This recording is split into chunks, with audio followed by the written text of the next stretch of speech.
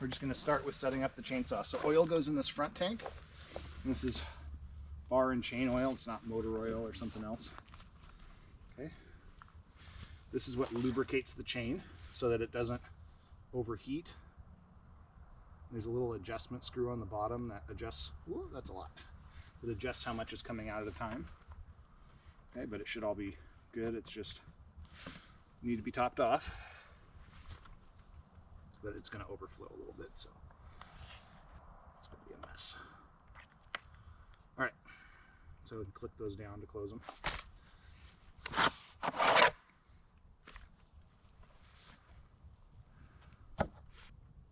When you're starting up the chainsaw, okay, this is right here is a chain brake.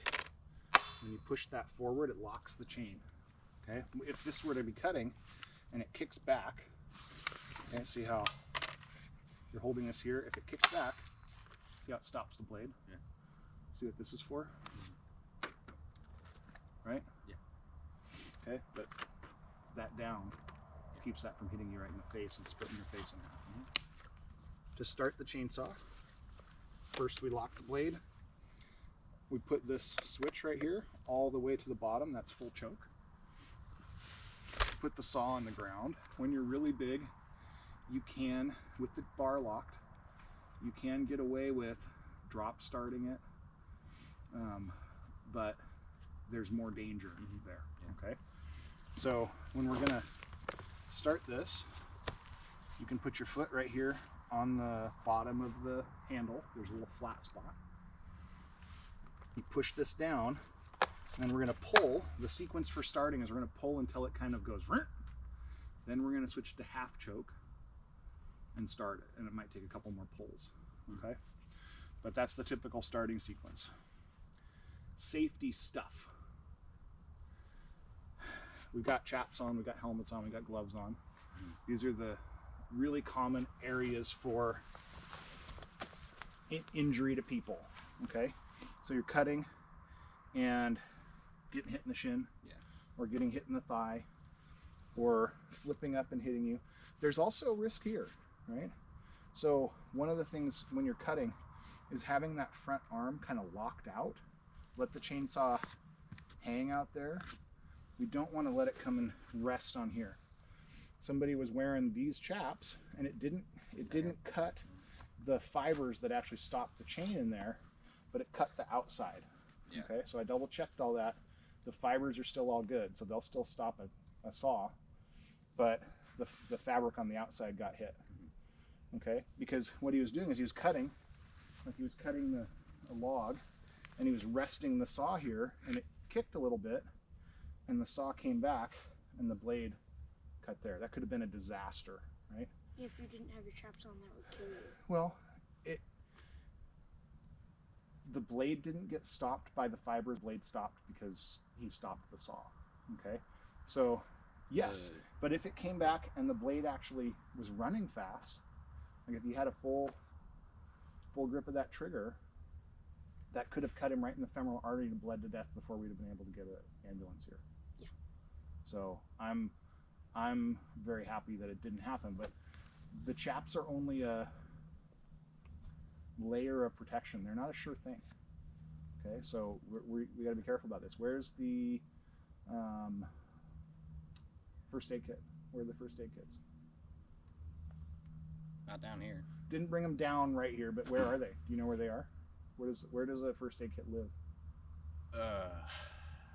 In the car. There's one in my truck. Actually, there's two in my truck under the seat. There's one one right inside the back door of the garage, hanging on the wall to the left, up high, is a first aid kit. What do you think's in there? Tourniquets, bandages. If someone got cut right here, what would you do with the tourniquet? You would put it here. Well, and that's if you have a leg injury that's squirting blood out, the tourniquet goes up here no matter what. And then you put the bandage. Well, yeah, but you start by tightening the tourniquet down, Velcro it down, and then twist the windlass until the pulse stops in that wind. Okay? And then you put a bandage on it.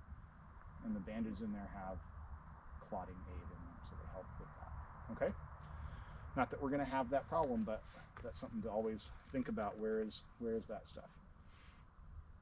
All right, this is ready to start. I think what I'm going to do is I'm going to start it up and I'm going to cut some of these limbs off, and what you're going to see is I'm going to stand on this side of the log and I'm going to cut the limbs on that side of the log. Why do you think I might do that? So it's less likely that you get hit. Yeah, because if something happens, the saw is on the other side of the log and I'm safe. Not 100% safe ever running a chainsaw. Don't get lulled into a false sense of security, but that's a safer way to work this. So we've got a lot of limbs over there. We can zip off. I'll start with these and kind of show you the technique, and then you can do some of those. How about that? Okay. Okay. So clear back a little bit. You're going to want your earring.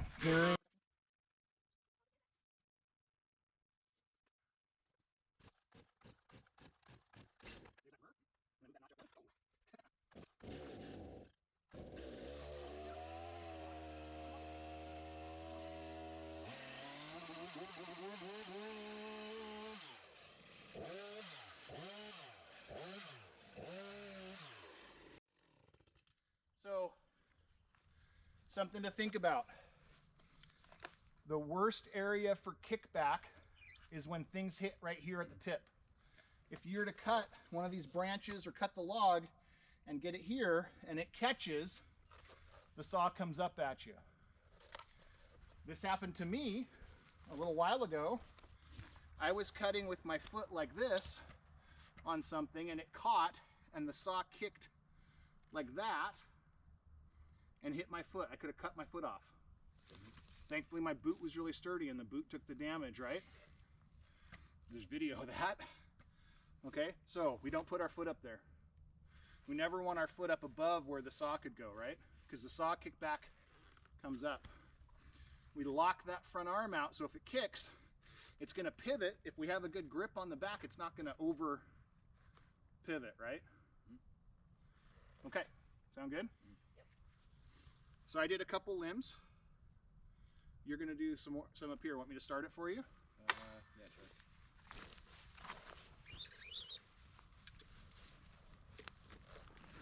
So I locked the bar again. I'm going to put it in the run position because I just ran it. Start it.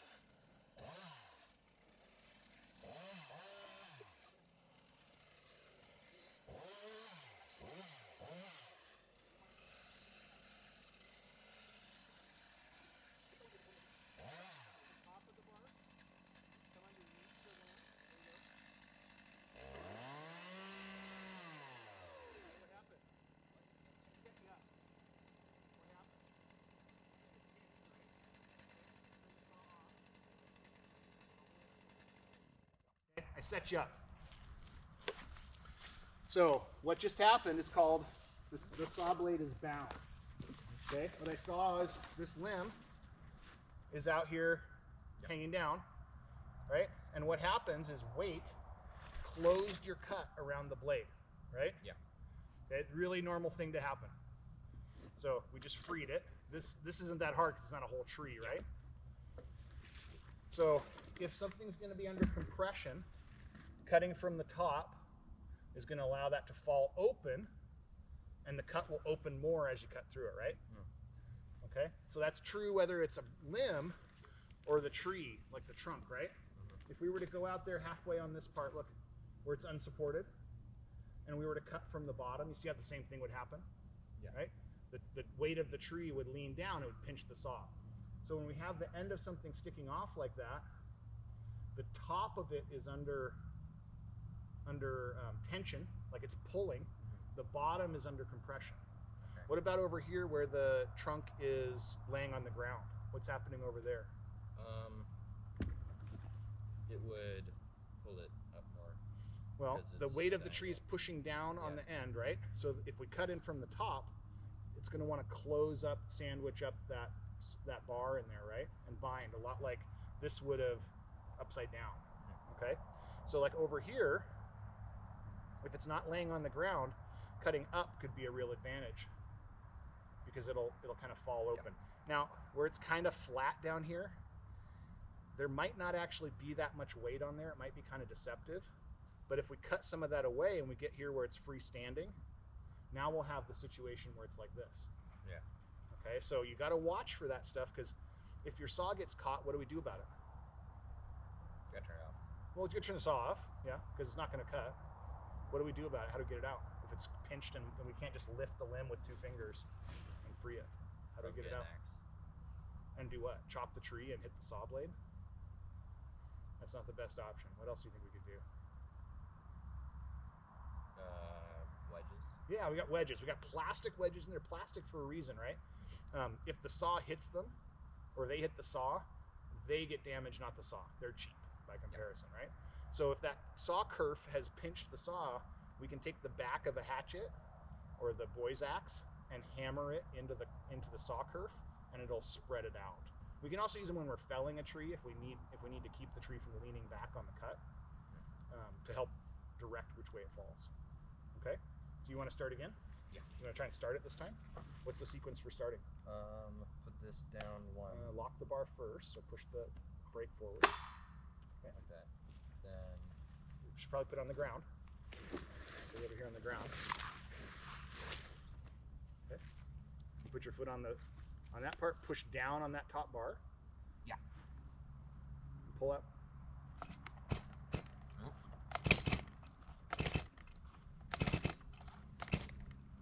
You gotta pull a little faster. yeah.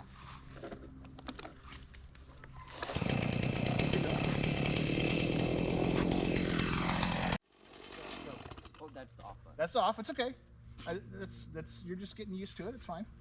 So what's Okay. the So you see the 0 is off. Uh-huh. 1 is the run position. That's half choke, and that's full choke. Okay. So because it's been running, we can probably just put it in the That's run what position That's what I did. and start it. Yeah. Okay. So let's try it one more time. We'll see if we can just start it right here. Lock that, and I'll just.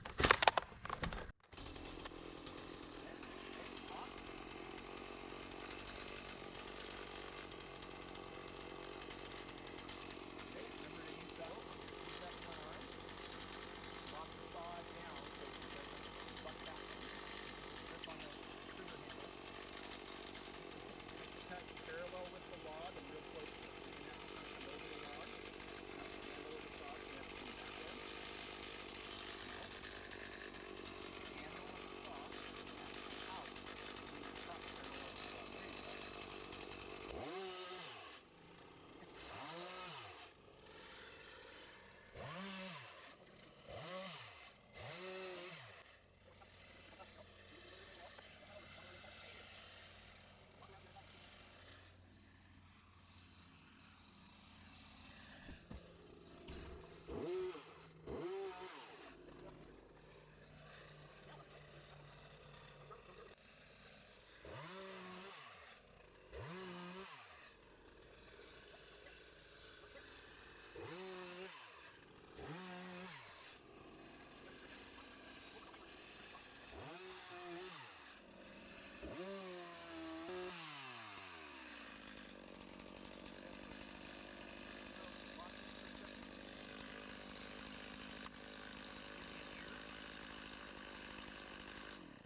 Okay, another thing that can help prevent kickback is you see this right here.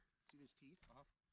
It's an anti-kickback tool. So if I'm here, see how that bottom tooth is hitting right here? As we cut thicker stuff, as I'm cutting, if I bring those teeth down and they engage the log, then it's very unlikely to kick back. Okay, it's not impossible, but it's a lot less likely. It's also supporting a lot more of the weight of the saw, and it gets easier, so you don't get so fatigued. If you're always, you don't want to be cutting out here at the tip, but if you're always cutting out here in the middle, you're supporting most of the weight of the saw. Here, it's a lot more balanced, see? Yeah. Okay, you want to start it again? Yeah. Okay, put it back to the run position and give it a tug. It's all right. Now, you got to come straight up. Yeah. Yeah, gotta have a good grip on it. Now, let's put it on the ground. Yeah.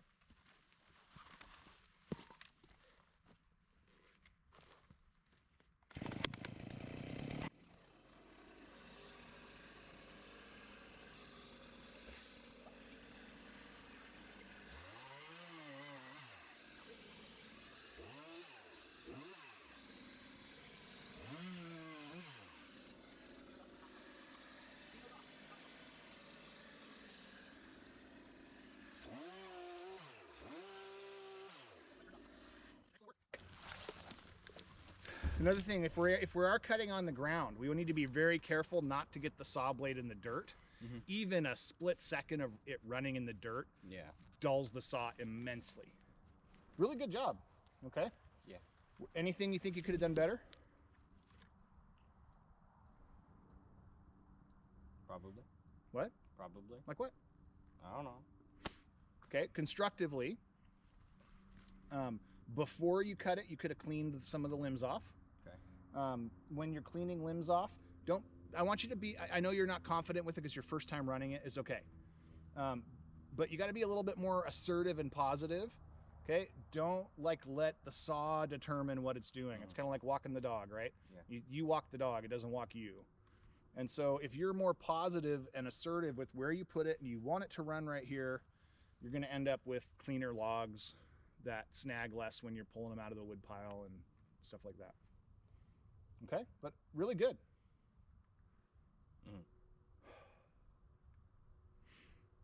You want to do the rest? Yeah. Okay, go ahead and start it. What do you do?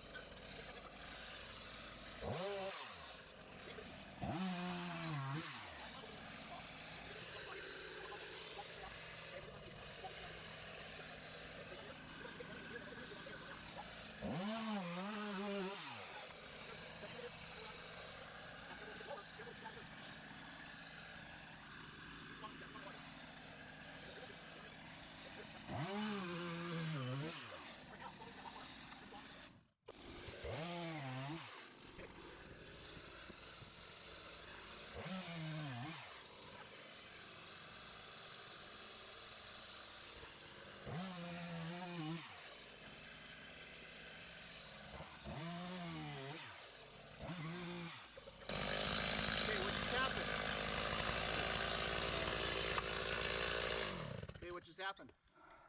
It wasn't sturdy, so it... Yeah, it kind of is rolling around. This happens when the log gets short. Okay, so this is where that danger zone happens, where someone will have a foot on it and be kind of close to a kickback, right? So one thing we could do, instead of having it there, kind of kick it out. You already cut halfway through.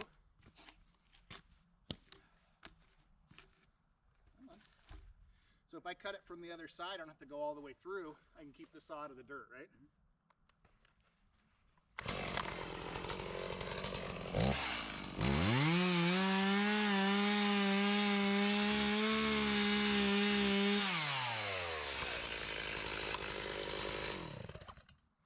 Right? You see how by using the teeth, I was able to keep the log from spinning. Awesome, good job. So we'll throw these in I'll have you throw these in the little woodshed over by the fire pit. And then, Sig, all these limbs get put in this pile right here. We'll cut those up another time. Okay. And then we'll do a little lesson on actual falling trees.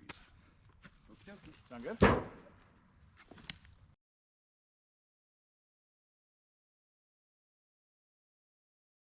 Okay, so right over here is the actual... This can need spindly one. Yeah, this tree, well, this one with the broken top right here is the one that we just cut up, right? Yeah. So we know the tree, when it fell, it went that way, right? Yeah. The tree's got just a tiny bit of lean to it that way, and it's leaning a little further than the next tree over, right? But it's got some limbs up here. What's likely to happen if it starts to fall that way, the way this fell? It'll like What's roll. going to happen? It'll roll and Well, what are those limbs going to make it do? bounce. It's going to roll off those limbs. It's going to fall kind of out Yeah. here where all of our stuff is. It's gonna bounce and roll a little bit. Yeah, so it's going to move a little bit. So there's not a lot we can do about that. So we have to just prepare for it, that it's going to hit those limbs. It's going to somewhat, I mean, it's going to fall anywhere between straight out here and straight over where the camera is, because it could bounce off those limbs. It doesn't have a lot of weight to break those limbs. It has some, it might break them all. What else could happen if it breaks limbs? They could go fly and hurt you. Yeah, the limbs could come down on you. So that's another reason why we wear hard hats, right? Think I'm not about wearing my this, hard and this is hat. something you should always think about when you're going to take a tree down. Where do you need to go when the tree starts to fall? Yeah, so the safest place. It'll be like over here. Now, it could do something totally wild, and this one's not going to, but it could go the back way. It could go backwards, right? So you kind of have to be watching, and if it starts to go the wrong way, you got to have a plan B. Like just stay out of its range. And get out of its way, right? If getting out of its way would be here is the safest place. No. No, that's too far. Because in the amount of time it'll take you to get up through all this, it'll already be on the ground. Yeah, it'll already be on you. Okay, Yeah. so what I would propose is what we're gonna do is we're gonna cut an open cut here, about a third of the way through, and then cut. This. and then cut from the Yeah. back, leaving a little hinge in the middle for it to break off, right? Yeah. And one way to do that is when we cut this face cut, and then we cut over to it. It's got to be even. Well, we don't, not necessarily even. Think of it a little bit like there's some hinge wood in there, and because this tree's not very heavy, that hinge can't be very thick. But if we cut below that face cut, right, and then our part that is down here below the cut, right, if this is open here, see how it kind of makes a little block here? Yeah. Making sense? Yeah. We want that to catch. Okay. So I'm gonna cut it down, but I want you to watch it. We've got some smaller ones to take down. I notice like when I touch it, it wobbles a little bit. It's a little scary. So where do you guys think you should be in order to be safe? Yeah, like way back over there is awesome. Remember what I said about where it could go, right? So yeah, moving the equipment out of the way. Very good idea. And I'm gonna cut the open cut, and then we'll kind of look at it, okay? Wish I had a big crayon I could draw it for you.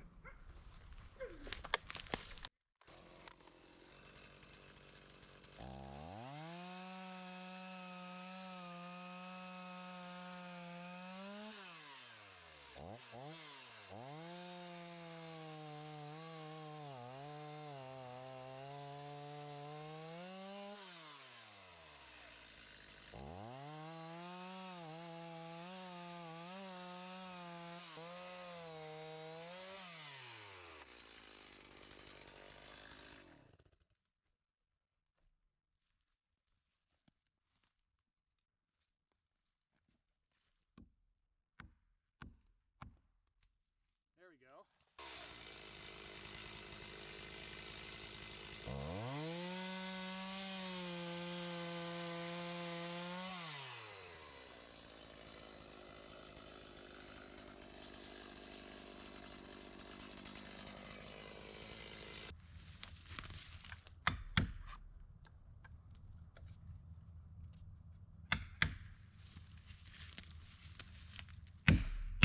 Timber.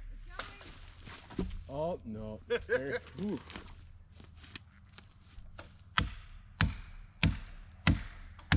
Going.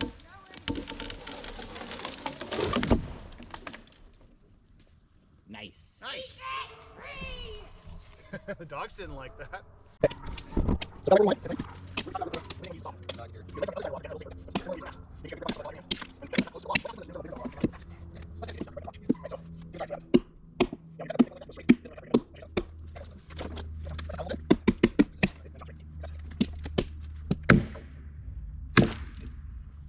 Awesome.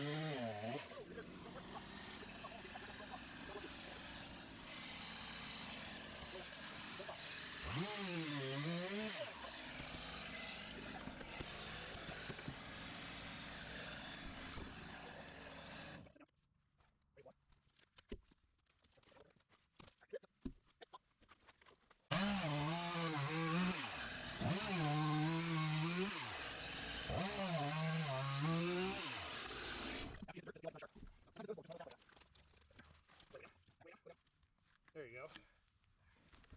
Okay, I like those last couple ones. You had good control. Just remember, as you finish the cut, especially, you got to control the saw so it doesn't fall on the ground. When you're entering the cut, you're kind of dropping the saw on the wood.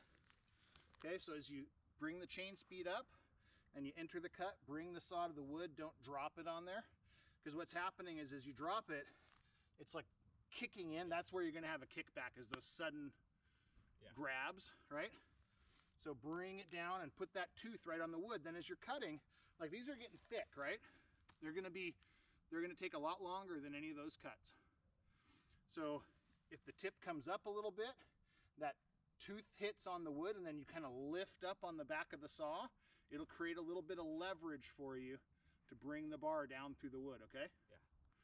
Just remember, that's a pivot point for you to be able to work the saw down. Okay, give it a go.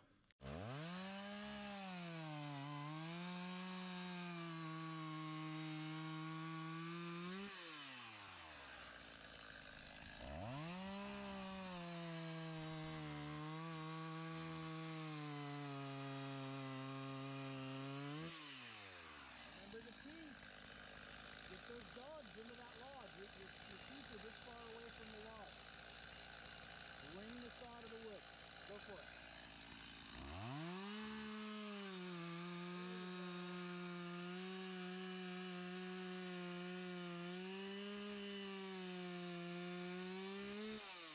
Okay. Put the brake on for a second. You had good control, okay?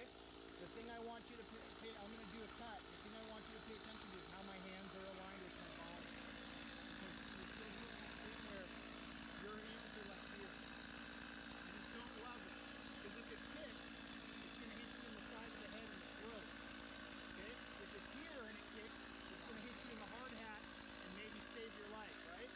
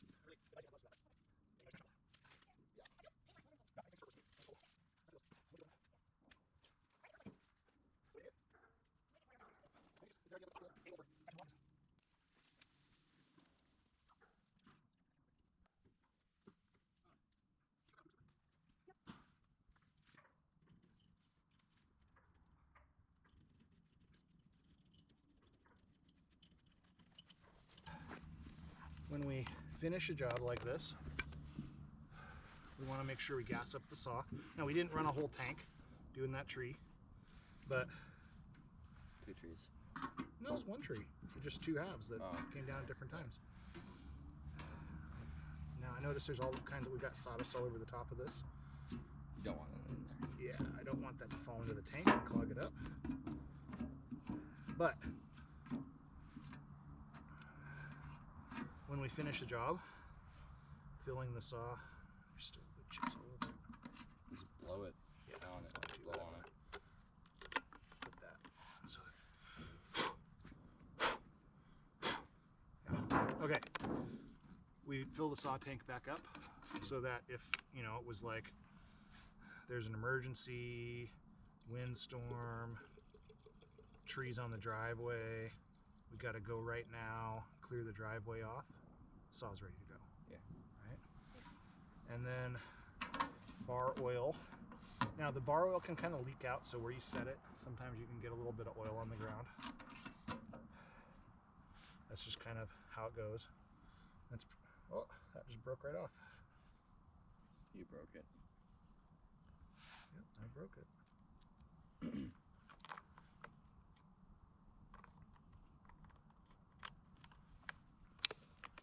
Okay, so we'll check that. I think it's still pretty good. We didn't use more than about 1/4 of the bar tank. So now the saw's ready to go again.